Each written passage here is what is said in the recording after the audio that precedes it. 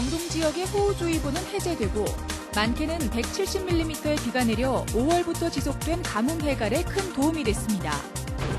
정선 지역 벽지 시내버스 적자 노선이 늘어나는 가운데 정선군이 시내버스 노선과 기사를 직접 관리하는 버스 완전 공영제를 추진하고 있습니다. 속초 고성 산불 발생 2달이 지난 가운데 산불 원인을 조사 중인 경찰이 관련자 10여 명에게 업무상 과실 책임을 물을 것으로 전망됩니다. 강릉에서 아침 출근 시간에 지름 5m 크기로 도로가 내려앉았습니다. 피해는 없었지만 긴급 복구를 위해 도로가 통제됐습니다. 시청자 여러분 안녕하십니까? 뉴스데스크 강원입니다. 가뭄 피해를 걱정했던 영동 지역에 모처럼 단비가 내려 저수율이 50%를 넘겼습니다. 다행히 산불 피해지에 2차 피해는 없었지만 장마가 다가오면서 걱정이 커지고 있습니다. 이용 기자가 보도합니다. 촉촉한 비가 메마른 땅을 적셨습니다. 한때 영동 지역에 호우주의보가 내려진 가운데 제법 많은 비가 내렸습니다. 설악산과 미시령 등 산간 지역에는 어제부터 100mm 안팎의 비가 내렸고 강릉과 동해 등 동해안 지역에도 60mm 이상의 비가 내렸습니다. 가뭄이 우려됐던 상황에서 도내 평균 저수율은 50.1%로 어제보다 0.21%포인트 올랐습니다. 폭우가 쏟아지지 않아 다행히 산불 피해지에 2차 피해는 없었습니다. 산사태나 토사 유실을 막기 위해 산불 피해지마다 피해목을 잘라내고 마대를 쌓는 등 긴급 조치에 안간힘을 썼습니다. 하지만 장마철이 다가오고 있어 이재민들은 안심할 수 없습니다. 토사 유실이 많다고 봐야지, 심하다. 우리들 내 걱정하잖아요. 여기 지금 가서 밟아보면은 거기 맥이 없어요. 산불 발생 지역 산림은 토양 접합력이 약하기 때문에 여름철 집중호우에 따른 산사태 우려가 큰 상황입니다. 초본유가 착상이 안 된 지역, 마사 구간이 대부분 이제 그런 지역이 많은데 그런 지역은 이런 비에도 피해가 날 우려가 좀 있다고 봐야 됩니다. 강원도는 이달 말까지 산불 피해지의 추가 피해를 예방하기 위해 응급 산지 사방 사업과 하천 정비, 사방댐 건설 등을 마무리할 계획입니다. MBC 뉴스 이용입니다. 농어촌 인구 감소로 승객도 줄면서 이젠 운행을 중단하는 벽지 시내버스 노선이 늘고 있습니다.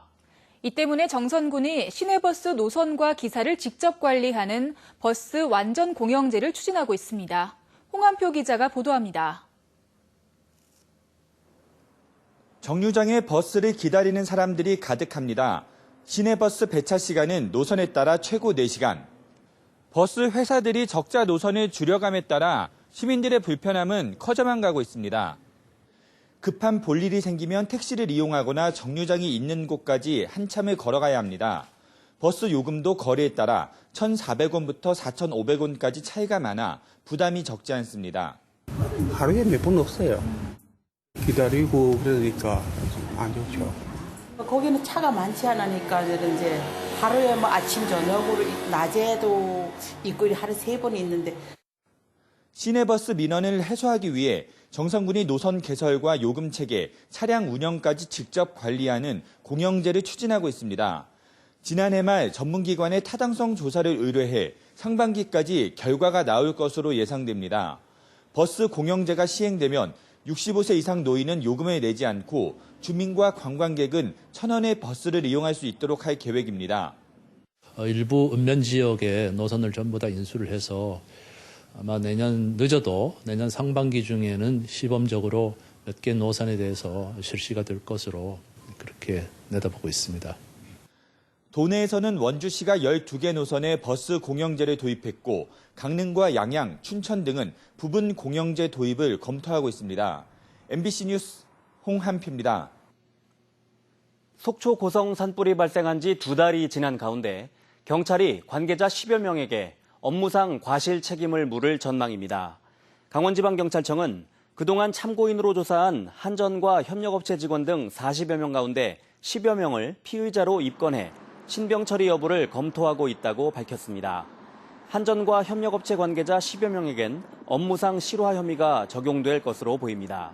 경찰은 이들에 대한 기소 의견 송치 여부를 검토할 예정입니다.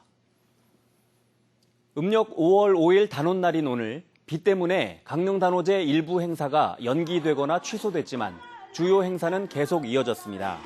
단오날인 오늘 단오재단에서는 축원굿과 심청굿 등이 이어지고 관노가면굿과 초충도 인형극 등 공연을 비롯해 농악경연대회와 강릉 사투리 경연대회가 열렸습니다.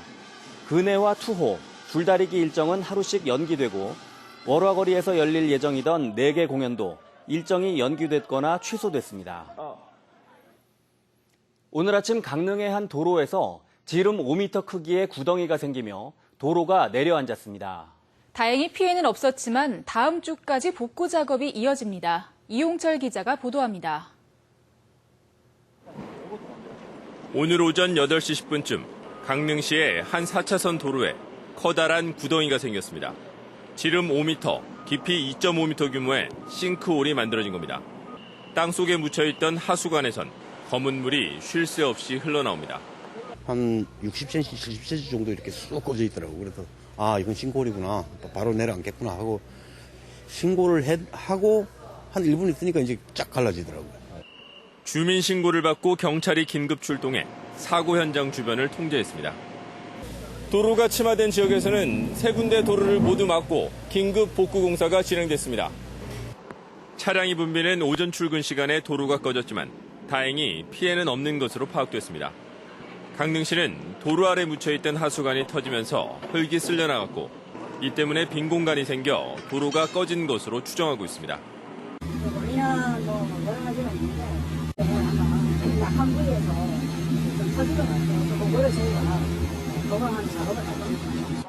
강릉시는 긴급 복구를 마무리하고 상하수도와 가스, 통신관로 등을 점검한 뒤 다음 주까지 도로 복구를 완전하게 끝낼 계획입니다.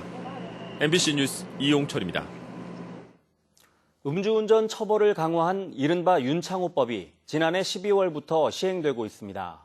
이달 25일부터는 음주 단속 기준까지 강화되는데 도내에선 공무원 음주운전 뺑소니 사망사고까지 발생할 정도로 음주운전은 여전합니다. 김상훈 기자입니다. 도로 바닥에 교통사고 흔적이 선명합니다. 어제 새벽 3시쯤 화천군청 소속 공무원 38살 정모 씨가 음주운전을 하다 도로에 누워있던 같은 군청 직원 45살 김모 씨를 치고 달아난 뺑소니 사고 현장입니다. 같은 군청 소속 공무원인 김 씨는 현장에서 목숨을 잃었습니다. 운전자 정 씨의 혈중 알코올 농도는 0.11%, 면허 취소 수치였습니다. 이들은 인사 발령 이후 군청 동료들과 함께 각자 술을 마셨던 것으로 알려졌습니다. 음주 운전을 하다가 사람을 숨지게 할 경우 최대 무기징역형에 처하도록 한 윤창호법이 시행됐지만 도내 음주운전은 여전히 심각한 상황입니다. 법 시행 이후 도내에서 올해 들어서만 음주운전 1,565건이 적발됐습니다.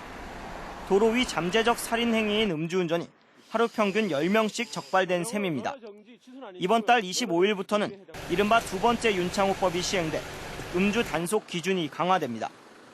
면허 정지는 혈중 알코올 농도 0.05%에서 0.03%로, 면허 취소는 혈중 알코올 농도 0.1%에서 0.08%로 수치가 낮아집니다. 소주 한두 잔도 강화된 측정 수치에 따르면 충분히 단속이 될 수 있습니다. 특히 술을 많이 마시고 몇 시간 잤더라도 아침 출근길에 운전대를 잡으면 숙취 운전으로 음주운전에 적발될 수 있습니다. 경찰은 음주 기준 강화와 함께 음주 단속도 늘릴 계획입니다. MBC 뉴스 김상훈입니다.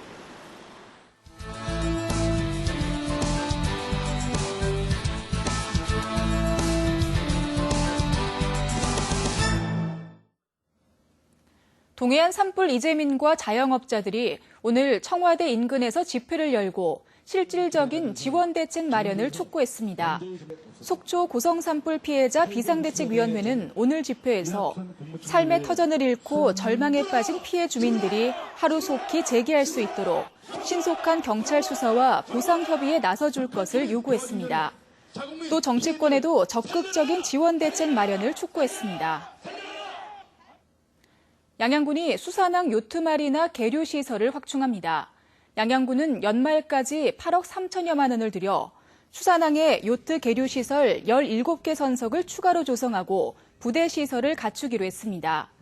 수산항 요트마리나는 현재 60개 선석이 꽉 찬 가운데 수상 레저 인구의 증가와 전국에서 가장 저렴한 계류비로 인해 현재 30에서 40척의 요트가 대기하고 있습니다. 정선군이 청사 신축에 대한 주민 의견을 수렴합니다. 정선군은 청사 신축 공론화를 위한 주민 참여형 조사 용역 업체를 이달 중 선정하고 청사 부지에 대한 여론조사와 공청회를 거쳐 50명으로 구성된 주민 참여단 등의 의견을 수렴하기로 했습니다. 정선군은 올해 말까지 지은 지 45년이 넘어 안전진단 D등급을 받은 청사 신축 문제를 결정할 계획입니다. 태백에서 스포츠 대회가 잇따라 열려 지역 경제 활성화에 도움될 전망입니다. 오는 9일까지 제9회 태백산배 전국 동호인 테니스 대회가 열리고 내일까진 태백시 협회장기 게이트볼 대회가 열립니다. 오는 12일부턴 강원도지사기 그라운드 골프 대회가 열리고 오는 14일부턴 대한태권도협회장기 전국 단체 대항 태권도 대회가 펼쳐집니다. 속초시가 다음 달 1일부터 근로시간 52시간 시행에 따라 폐지되는 시내버스 노선에 공공형 마을버스를 운행합니다. 속초시는 시설관리공단과 협약을 체결해 15인승 미니버스 3대를 구입하고 운전원과 관리 인력 4명을 선발해 적자 노선인 설악동 방향과 학사평에서 조양동 방향 노선에 공공형 마을버스를 투입할 계획입니다. 공공형 마을버스는 이달 말 시범 운행을 거쳐 7월 1일부터 본격적으로 운행됩니다. 강릉에서 발생한 수소 저장 탱크 폭발 사고로 안전성에 우려가 커지면서 수소가스 안전관리 법령 제정이 시급하다는 주장이 나왔습니다. 뉴스를 마칩니다. 고맙습니다.